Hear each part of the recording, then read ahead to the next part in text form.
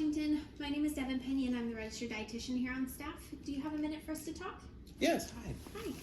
Nice to meet you. Nice to meet you too. Thank you. All right, Mr. Washington, I have it here that you're admitted because you had a stroke recently. Is that correct? That is correct, yes. That's correct. Okay, how are we feeling today? Okay. Mm-hmm. A little bit hungry. A little bit hungry? Okay. That's why I'm here. I want to talk about your nutritional concerns moving forward. With stroke, they are treatable, they are preventable. And so with our nutrition and lifestyle factors, and so I want to talk about a few of those things with you today. Is that okay? Mm. Wonderful.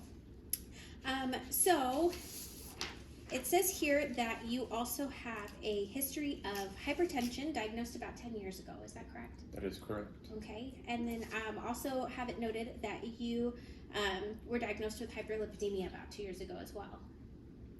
Yes, as far as I know. Yeah, didn't know they let cats in the hospital. Weird. Okay, so both of these factors, along with your current BMI status, they do increase your risk for strokes and for future strokes. So what I would like to do is talk about what we're going to do moving forward, and then what we're going to do as you go into more of a recovery, and how we can decrease some of these risk factors. Is that okay with you? Yes, this is Wonderful. my service dog, Vixen. All right, so I noticed that in your chart, you are experiencing some dysphagia, so some trouble swallowing. Is that correct? Yes. Yes, okay. So because of the level of dysphagia that was noted, I'm going to recommend that we put you on a level 1 dysphagia diet, which is a pureed food diet. From level 1, as you tolerate, as your swallowing ability gets better, we move you into level 2. But level 1 is really just fluids, it's pureed foods, it's what's very easy for you to swallow. Moving into level 2, you'll get like ground up foods. We call this stage the mechanically altered, but it's just easier to think about it as ground foods, but it's not as much of a pureed diet as more of a smaller pieces kind of diet. And then from level 2, we advance to level 3, which would be our advanced dysphagia diet. This is more softer foods, but you can get them in a little bit of a bigger portion. And really, we just want to make sure that through this diet, you're getting your nutrient needs met, you're getting enough calories in order to recover, you're getting enough protein, and so that's where we're going to start for now. Does that sound good? Okay.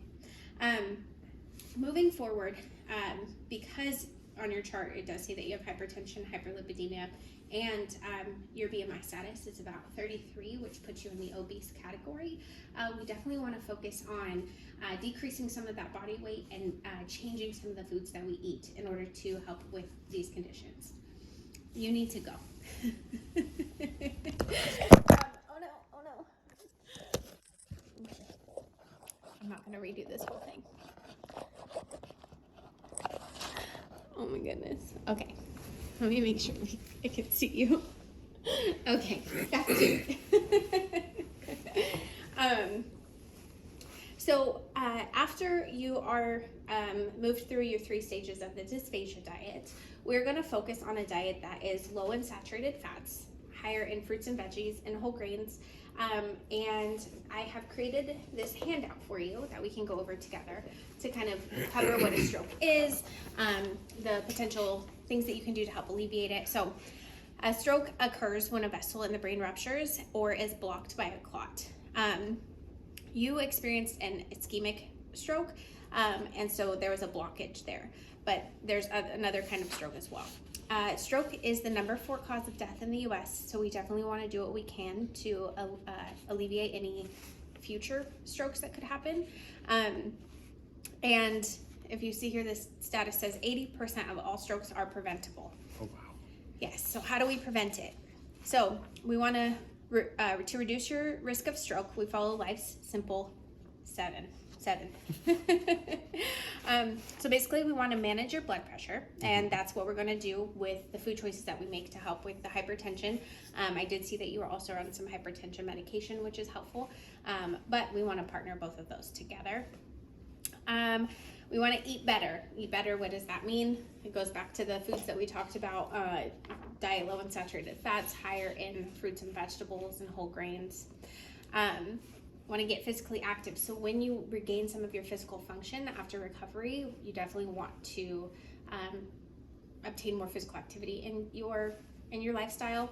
I am going to recommend that you are screened for a stroke rehab program, just to make sure that like when you go home, you are able to complete all of these things. If you need assistance, do you have someone that's available to help you?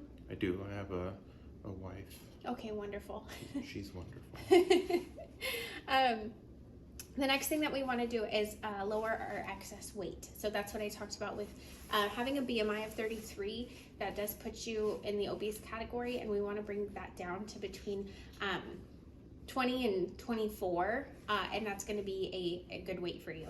I have it noted here that you are currently at 112% of your ideal body weight, which means that you're 12% over. So if we could lose even 5% of the weight, that could be really helpful as a preventative measure for preventing a stroke again. And again, I will send you home with a plan on how to complete this. The next thing is we want to lower cholesterol. If we're following the diet low in saturated fats, definitely going to help with that. Was there a question? Nope, just okay. reading. Okay. And then we want to reduce blood sugar and no smoking. And from there, I just wanted to include some things that you can do in order. If you have a stroke and you're alone, here are some resources that you can reach out to. Okay. Okay. So after everything that we've talked about, do you have any questions, comments, concerns for me? So what can cause ischemic strokes? The blocking. Yeah, so the risk factors for that are hypertension, hyperlipidemia, and overweight or obese BMI. But what causes the blockage? So it's typically a blood clot that goes through and causes the blockage. Is that the only question that you have for me? Yes, ma'am. Okay, so do you understand where we're going from here with the dysphagia diet to start with? Eating the liquids and the shakes and the smoothies. Yes. And eating better, making sure all the good stuff and nutrients go in there. I'm gonna, as soon as I can walk again or run, get to moving and lose some unnecessary weight. Wonderful. I'm happy to hear about this understanding, and I would like to follow up with you in about a week. Does that sound good? How about 2 weeks? Gives me a little more time to quit smoking because I'm a chain smoker. Okay, that sounds great, Mr. Washington. Thank you so much for your time.